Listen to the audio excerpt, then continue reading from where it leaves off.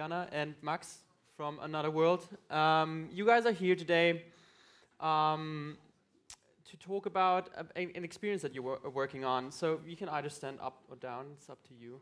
You wanna feel elevated and higher up? We'll go down a level. Right. We'll go down a notch. Go down. So these guys have been working on something called Cobalt VR, which is a horror VR experience. So it's kind of stuff that I can never watch because I start screaming like a girl. But that is mostly because I really don't like those jump scares. And there's this famous saying you probably know, like, doing jump scares in a horror experience is like when a comedian goes down into the audience and tickles everybody. And it's like, look, technically I make you laugh, so it's funny. And you guys are really trying to go beyond that, to really think about how can we present a horror story in a way that is not just relying on jump scares, but it's more subtle, more psychological, more well-crafted in the storytelling. And also you're trying to blur this line between cinema and VR gaming, which I think is really, really important for VR, because it's like just having a linear narrative is just not cutting it, and also gaming is not cutting it. And I think VR has a huge potential for bringing both of those things together. So that's why I'm really excited to have you guys on stage here and share some of your learnings, some of your knowledge that you put up over the last months working on that. And yeah, welcome those guys with some applause. Another World VR. Thank you. Thanks. So to start with, as an introduction for us, I'm going to talk a little bit about Cobalt. Basically, how it was already mentioned, it blurs the line between cinema and VR gaming. How does it do that? Cobalt is a film and a VR experience. So first you watch a short film, a 2D short film, that revolves around the fate of a little boy who's targeted by a creature from German and pagan mythology. And then you put on a VR headset and you become the protagonist of the storyline. So the narrative continues in virtual reality. 40 years later, you have to find out what happened to the little boy, go on adrenaline-rushing missions, and decide the outcome of the narrative. Here, we used to make this transition from film into VR gaming. We used the technique of photogrammetry to make this transition easier. We basically scanned the entire film set and the surroundings of the film set, so you actually literally step into the film's universe. And I forgot to use the clicker. I'm so sorry. That's the trailer for that.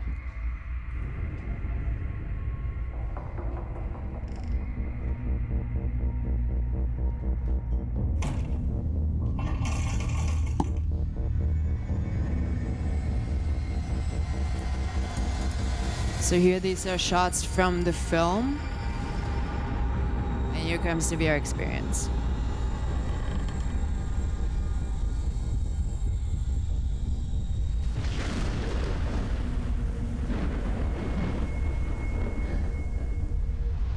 So the entire house has been digitized, and it's here in Brandenburg at a secret location in the forest. So it actually exists for real.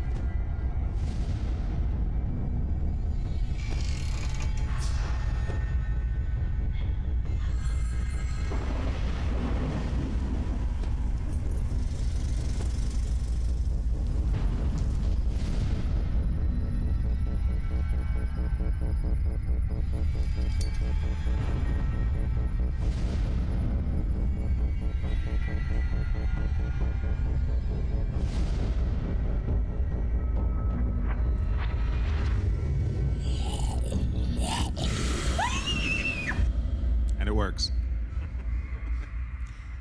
So in Cobalt, we wanted to...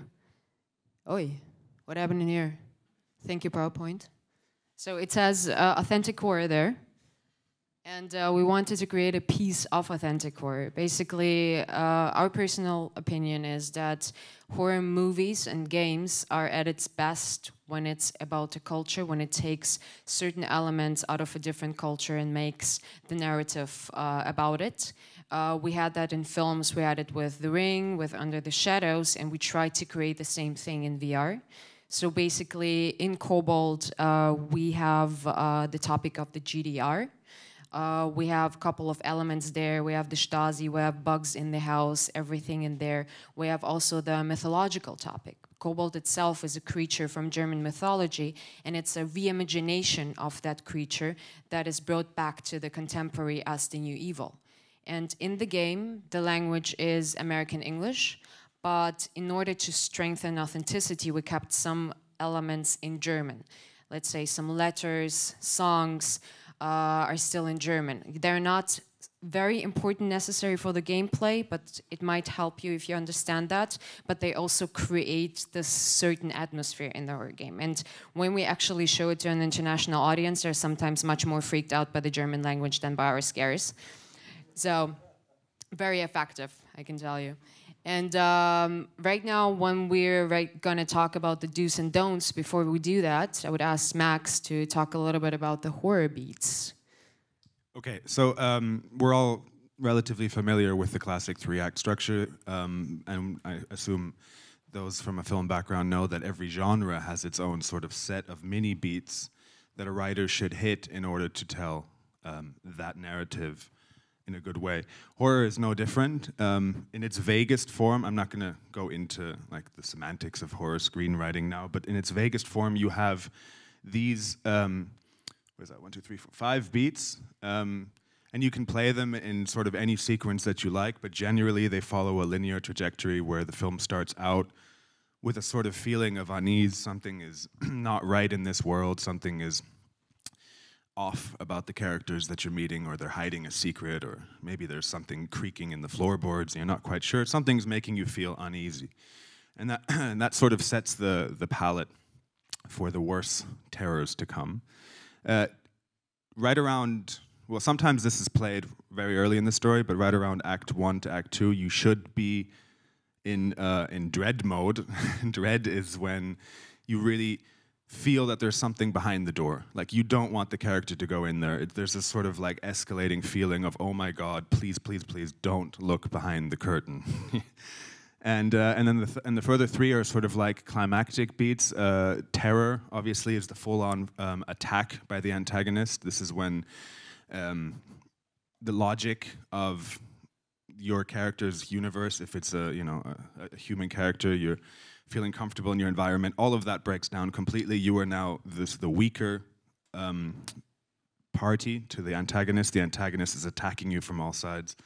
And then depending on how far you want to take it, horror and disgust are choices that are depending on what type of horror film or experience you're making. A slasher horror will definitely go into the direction of disgust. You'll see something visceral and violent that will cause a gut-wrenching sort of sensation. Or if you're doing something more psychological, it might be, I suppose, your entire faith in what's logical or humanity at it kind of falling apart, and you feel that this is wrong, it's morally wrong, it's upsetting. That can go into disgust as well, but generally this is like, when I say horror, I really mean a concentration camp. That kind of like overwhelming feeling of horror is very rarely played in horror films these days. You tend to have the first 3, and that's why there can be quite a lot of disappointment among die-hard horror fans that wasn't a horror film, that was a little bit creepy, but it was more of a drama or more of something like this. But you have to be careful about how and when to play those last 2 beats. So the reason I say this is because this comes up in VR experiences as well. You're very quickly, very easily going to create a feeling of unease just with sound design, with a creepy environment. Dread, very simple to do as well. It can be just a door that's kind of opening and closing in the wind, and you go, oh God, I don't want to go there. But when it comes to terror, horror, and disgust, you really need to have an understanding of how that attack should be played out, at what time it should come. And I would just say it's interesting to look into horror screenwriting in general before you even begin your experience. Just to think about how you're going to build the universe and when you're going to play which one of these emotions at what time. Yeah, so let's continue immediately with Dread. Like Max already mentioned, it's basically creating an atmosphere. And here, that's one of the points where you don't have to use jump scares. You just play a little bit with the sound, play a little bit with the light. You have to create an existence of terror, but which is absent in the pictures. So basically, the player, the gamer, has to constantly have the feeling that the monster or the scare might appear just in this moment, but it doesn't. So it's basically the absence of scare as a scare. Then here, what Max also already mentioned, the push and pull imperative. You are on the right way if the viewer is generating the feelings of fear where he is not sure if he should go into this door or if he should not. If basically there is this battle between curiosity and fear. So this is exactly the feeling that you want to achieve. And definitely think about if you're going to produce a horror experience, think about the replayability, because usually horror experiences are you play them once, you play them till the end, and there is no reason to play them again. It's just basically the reason to show it to your friend and film him how he screams. So here you have to create something where you have a choice. Am I going to go this path? Am I going to go the other path? And you choose a path, and then you have a completely new storyline or a sub-storyline in there. That's a very important thing to think about in horror. And I'm not talking about shooter games. That's something completely else. So here, just one example. Oh, we don't have a sound here. It's just basically like, yeah, sorry. That was a scary sound.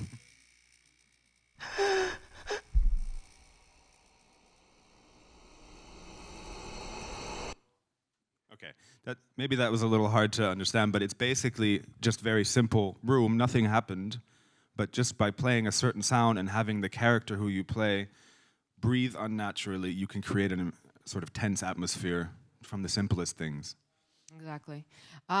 Here we come to, unfortunately, I don't know what happened to the presentation. The next do is what we already mentioned, light effects and spatial audio. It's the most important two things for VR just in general. Because here in VR you have the situation, the old school situation of basically being in a theater play where you don't have the fourth wall of cinema anymore.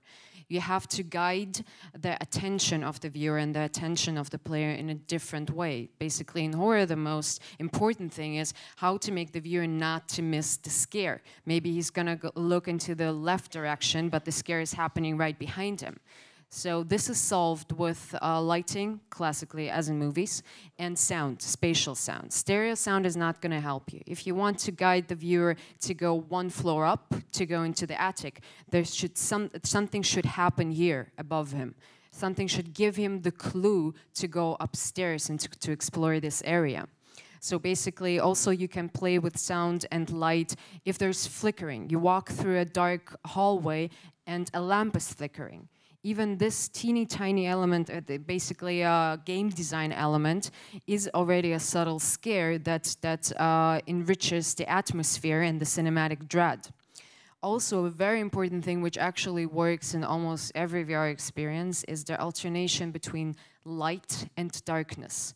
If you walk into one room and if this room is only for 5 seconds dark and your torch is not working, that's already a scare. You don't need a monster jumping at you and screaming in your face. It's just basically you work with a level design. So I have here another example. Okay, real spooky now. I wouldn't have thought the doors closing could be so scary. So yeah, you see here, just the clock just made a sound. The door just closed in front of you. And this sort of scare is, of course, like much more intense in VR if you feel it yourself. And here we come already to the next point, to emotional connection and mind games. Basically, you feel when the door is closing right in front of you in VR, that's a sort of invasion of your private and personal space, because this is not a sensation that you just see in front of you on a TV, but you actually live through that. You feel it, you basically feel the scare as if you are there. Here also with emotional connection is the best experience are the ones which combine immersion, which generate feelings of the viewer, if the feelings are terror or sympathy for a certain character, or else with gaming elements, with playable elements, with riddles. Basically, you have to be on a mission. You have to, there are the three things of basically emerging. You have to have some sort of feelings in this VR experience, and you have to be on a mission. You have to know what you're doing. Just like walking through a haunted villa is definitely not enough. Just a quick point on that. We spent, I think, the majority of our time demoing, testing, and then reprogramming just based on how a player reacted to what we've shown. And one of the things we've seen is figuring out where to go is always a big topic. We have a big, huge, scary, empty horror house. Many times we would put extra interactions into the game just to guide the viewer, and they weren't enough, so we would have to do them again and again and again and again, until finally now we've reached a point where there's a trajectory that the player naturally follows. And that's something to think about right from the get-go. You know, your first idea probably isn't going to be enough to steer the player into the direction that you want them to go. Yes, and you have to basically create the feeling that the player wants to explore the area or the level which you're giving him. And this is a point where the player also has to play an active part in the storytelling. You have to give him from the beginning. The player has to feel as the protagonist of the storyline. And one of the most important things that you cannot do is take away this control. He has to constantly be in control, and you have to constantly push the player on different missions and guide his attention to other missions. Here, with, again, the mind games of that, is that the player should not only be on missions, but you should create an atmosphere of the player thinking that whatever he does is not let's say in our case, rescuing the boy. Basically, you have to have a certain level of ineffectivity. Is that a word in English?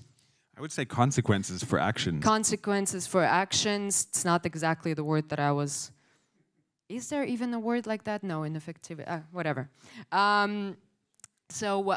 Basically, you have to create this kind of mix of the player feeling useless, but still give him hope that he can get out of this claustrophobic situation that he's in right now. Then our next topic is, of course, a topic that is very important to us personally. It's photorealism. Personally, I think that a VR horror experience is at its most, it's the most intense when the level design is photorealistic, when the graphics are photorealistic, when you actually have the feeling that you're walking in a real space. And this can only be achieved with photogrammetry. Just quick question, do you all know what photogrammetry is, or should I say a couple of words what it actually is, what this technique is? Yeah, okay, cool. So also photorealism, what it does, it helps the player to create an emotional connection to the setting and to the characters, because photogrammetry is not only used to environments but also for people. You can scan the actual actors, how they look like, and then you can record their movements and make them as realistic as possible. And this all basically helps the immersion and, again, is an agent of cinematic dread. And the last part is, with all the photogrammetry and photorealism that you can do, it might not be enough if the world that you're giving is boring. you have to also create a world that the gamer is eager to explore. Basically, you have to scan it, and then you still have to think of all the different props that you're still maybe going to create in 3D to make this world as exciting or terrifying as possible. And for the next point, I'm going to ask Max to talk about it. Cause and effect? Okay. That's just what I mentioned earlier about consequence. You know, if you feel like nothing is going to happen to you based on your choices, then you're not going to feel inclined to care about your own fate or any of the other characters. If, however, you make a choice that leads to a catastrophic sort of set of events, then you may, when you play the game again, decide to take a second choice. Goes into replayability. Like we often asked ourselves, do we want to kill the player? Like, is it possible to die in this? And then what happens? We go back to the menu. Do you have to load again? Do you spawn where you left off? Or is there another way that we can sort of go to a cinematic that shows you the consequence of your action, but then allows you to try again? So these are really tricky questions, and everyone kind of has to decide for themselves how that gameplay is going to work. But I would suggest having consequences for actions. Multiple endings is another topic that we've been looking at. Obviously, it's time-consuming to build multiple endings, but I think replayability, as you said, is an issue. We're trying to make the game something that you want to play 3, 4, or 5 times and always have a different experience. And that can obviously be combined with, you know, did I make the right choice or should I try again? And yeah, making it possible for a supporting character to die is sort of a good way of creating empathy or dread or horror, I suppose. What Julia said is something I absolutely advise doing, having somebody walk through the experience with you as a character so that you can see, like, if you're in the horror house with me and we're sort of, then you can guide me a little bit as well. You know, if I'm idling around and not going into a certain room, the character can say something subtle to make me decide to explore another room. But then if you get axed in the head and die in front of me, I'm going to think twice about... You're going to know that something's up. Yeah, slightly. So it helps, obviously, to have another character, yeah, as a supporting Let's role. quickly, I don't know how we're on time, let's quickly move to the... Jump scares is a maybe. We didn't want to choose if it's a do or don't, but you have to include a certain level of jump scares. It's like in movies, you know, they're super effective. Everybody jolts up, and you will get a visceral reaction from somebody that's subjected to a jump scare. But if you overdo it, I fear you might have the same kind of cheapening effect that a lot of horror movies have these days, you know? Like those horror beats that I mentioned earlier, when they're played like a melody and it makes you feel like you're going through certain stages of emotion, that can be, generally people say that was not just a good horror film, but it was a good movie. I had a whole range of, you know, reactions, experiences. But if there's always, you know, okay, he's going to come out from behind the mirror, there it is, you know, that can feel cheap. And we're trying to make the genre not cheap. So one point that we jumped over real quick is something, you know, also play a scare when it's not expected. Like you can work with these tropes and cliches, like the mirror. You walk into a room, there's a mirror there. You think there's going to be something coming out from behind the mirror. You've seen it in 100 horror movies. It doesn't. You're like, oh, thank God. You turn around, oh shit, there it is. You know, so you can always work with the expected that people have sort of seen too much of in cliches and turn that on its head and do something unexpected. That's an example for a jump scare. This lady, I hope the sound is right now not too loud.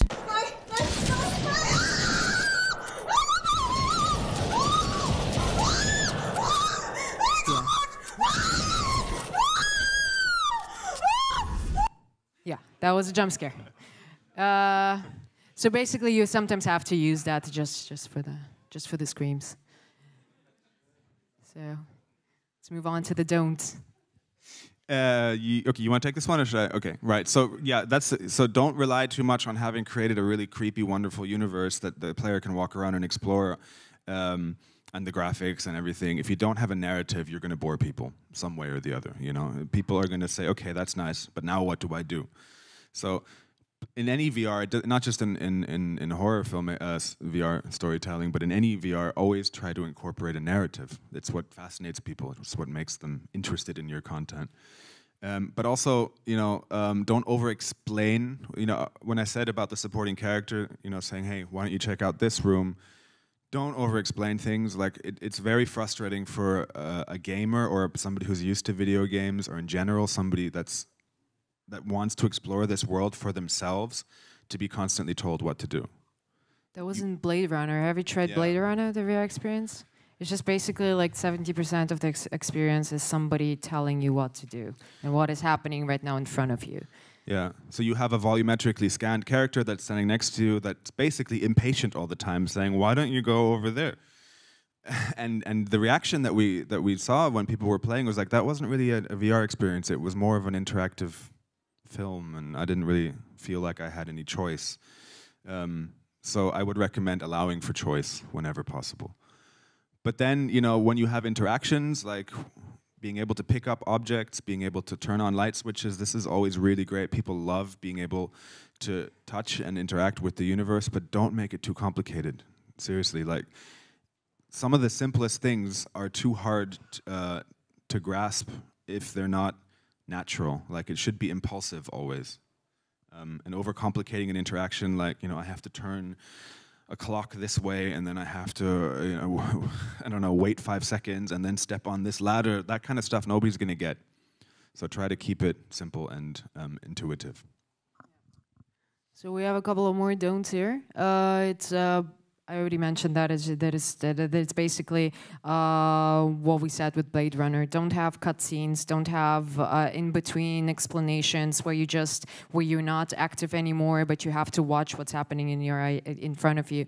It's the whole point of VR that you have an active role in the story, and it's sometimes very tough to make it happen, and it's actually sometimes also very annoying. You're gonna sit for 1 month just to make, just to build this road or this map for the player of how to actually, for him to reach exactly the door that you want him to reach. And they don't do it. And they don't do it. But it's basically testing and working on that, but never go the cheap way and just do a cutscene where you see in front of you that somebody walks up that door and, okay, I've done it, so I'm gonna work like it's done in 1 week instead of 1 month. That's never good. I mean, we haven't seen a cutscene done well. So it's possible that they could be done well, but jumping out of the character that you're in to watch something passively, something I would be careful with. Yeah, and then let's say the classical one is of course motion sickness. So don't beware where the player is going. Beware that the player is right now not on a UFO and just doing thousands of twirls and stuff like that. Just again, test it 10,000 times. If let's say going up the stairs provokes motion sickness or not. If it does provoke, the head bob should be a little less. So we're running out of time. Okay. And the last 2 points, yeah. Basically, I think that this is the last one is the most important one. Don't rely for the viewer or the player to that he's gonna not miss the scare. They always gonna miss the scare. Make it 1000% that you just cannot miss the scare. And then they'll miss it anyway. So have another scare lined up in case they look. Exactly. Yeah. Okay, I think we're short. So. Thank you so much. I'm just amazed how much sophistication you put into this. Yeah. Thanks.